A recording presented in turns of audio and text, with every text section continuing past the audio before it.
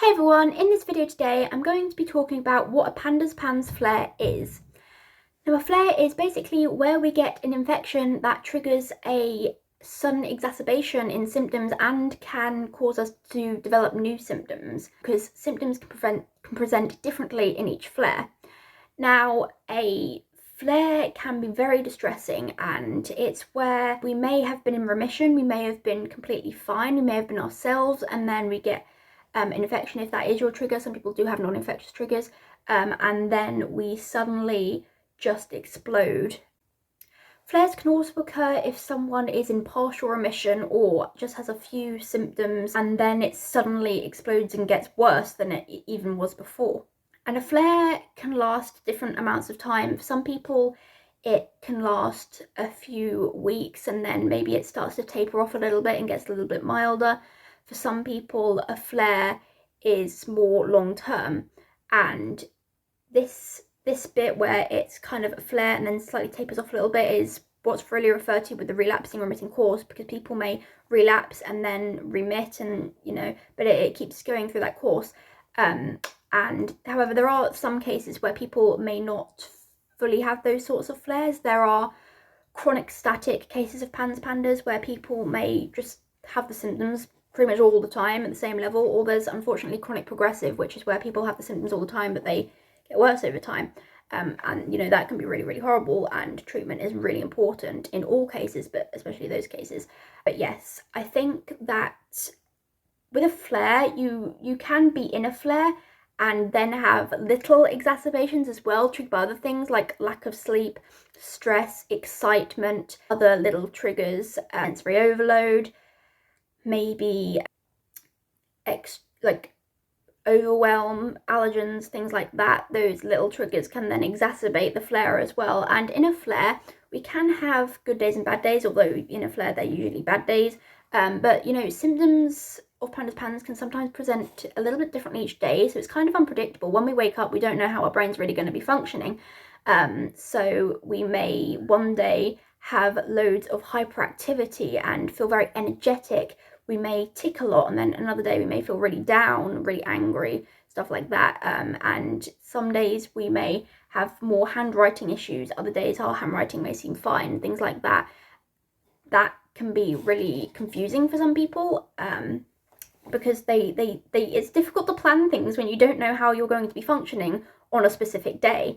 So it can change like that. And there are other things as well that can exacerbate symptoms in a flare. Like, some people find the more they do in a day, the worse their symptoms are later on, because you kind of overstimulate your brain that's already struggling to function.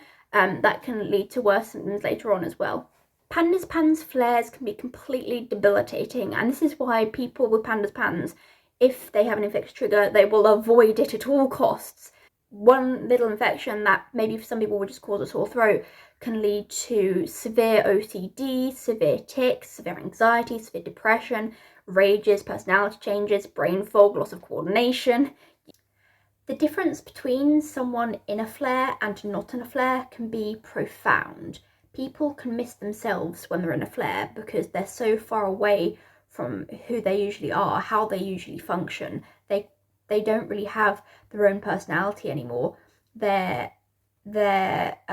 ability to deal with stresses is replaced with a loss of emotional regulation. Their ability to be solution focused and think clearly may be replaced with irrational thoughts. People may seem virtually unrecognizable in their demeanor when they're in a flare because they just can't do the things they could once do, and their brain isn't really functioning how it usually would, so they may not be able to think very clearly either.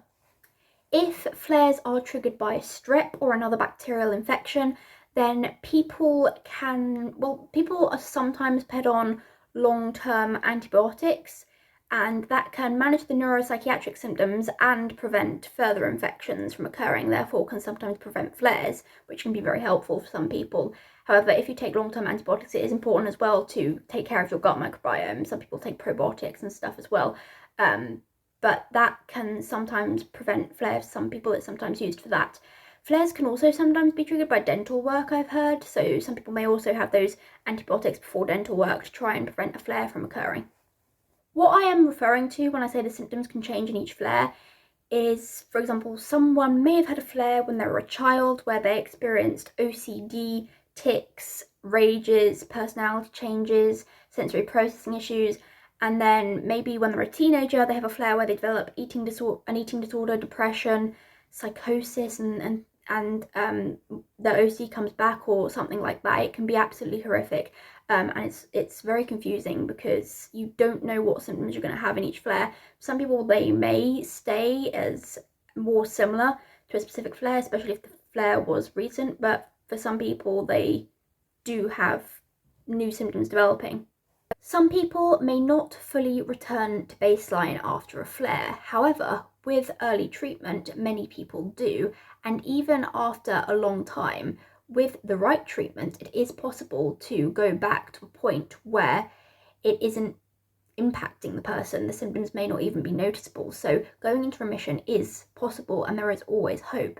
But in some cases, it can be that, especially if people have had lots of flares, it can be that people do have some little symptoms left over, or if they haven't had very intense treatment, then they may still have some symptoms, even though the worst ones have gone.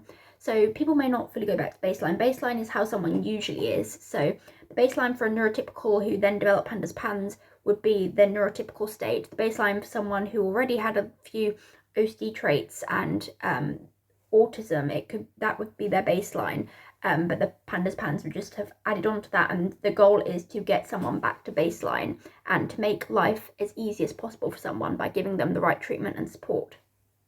Due to people not always going back to baseline, despite that being possible, that means that some people may have some slight symptoms like tics and slight OCD traits and things like that, handwriting issues, even after a flare, even after treatment. However, the treatment is necessary and it is worth it because the difference between the flare and the residual symptoms that can be left behind is massive. So it definitely is worth doing the treatment to try and improve someone's quality of life. With a flare, it does usually come on very suddenly, but some people may recognize some warning signs. Maybe that can include a odd feeling, brain fog, early brain fog, just seeing that you're declining a little bit, not able to focus as well, maybe having little symptoms develop, like sometimes it can develop within the space of 1 or 2 days, but sometimes you may have a few little intrusive thoughts developing before a big flare explodes. Sometimes you may have a little bit of a problem sleeping and then a flare explodes. You may just notice some little things off just before a flare explodes, and obviously if you have an infection, that could lead to a flare coming on. But of course, those things don't necessarily mean you're going to go into a flare. Most of the time, those sorts of things don't mean you're going to go into a flare. But if you do notice some little changes, then sometimes they can precede a flare before it really explodes. So there can be little warning signs at some cases. Sometimes it's said that each flare can be worse than the last and can sometimes have a longer duration. However, this isn't always the case, and early treatment can make things easier to deal with. As well as this, there is such a thing as mini flares / micro flares, where people may be exposed to a trigger and maybe have a few days worth of symptoms. For example, I once had a micro flare where I couldn't sleep and was ticking severely for a few days, but then it passed. That can be a micro flare. Unfortunately, I have found that micro flares can come before full-on flares, but that isn't always the case. Sometimes it is just a micro flare. And things like food sensitivities and allergens can also trigger off symptoms that isn't a full-on flare, that may sometimes be perceived as a micro flare. Micro flares may also occur before the actual onset of PANDAS / BGE symptoms. So someone who had the onset at age 10 may have had an episode when they were 6 of symptoms, but it didn't really look like anything serious. It looked like just the phase they were going through. And then when everything kind of broke down when they're 10, they look back and realise that may have actually been a little flare that happened back then. I hope this video was informative and I hope you enjoyed it. Thanks for watching. Bye!